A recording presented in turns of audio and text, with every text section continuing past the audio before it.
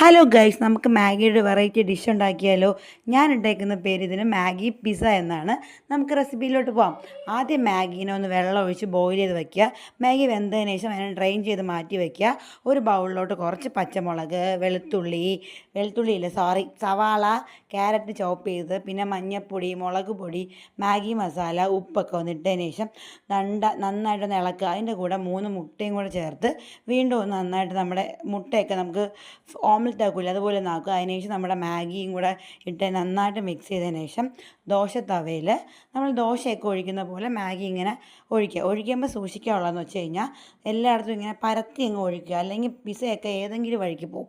അത് കഴിഞ്ഞ് നന്നായിട്ടൊന്ന് കുറച്ച് അതിൻ്റെ മീതയ്ക്ക് കുറച്ച് ഓയിൽ ഒഴിക്കുക, അല്ലെങ്കിൽ ദോശ അല്ലെങ്കിൽ മാഗി ചട്ടിന്ന് വരത്തില്ല. അങ്ങനെ ഒഴിച്ചതിന് ശേഷം അതിനൊന്ന് മറച്ചിട്ട് വെക്കുക. ഏകദേശം ഒരു പിസ്സ പോലെയൊക്കെ ഇരിക്കും. കഴിക്കാനൊക്കെ വേറൊരു വെറൈറ്റി ടേസ്റ്റ് ആയിരിക്കും. ട്രൈ ചെയ്ത് നോക്കണം. Tata bye bye, see U.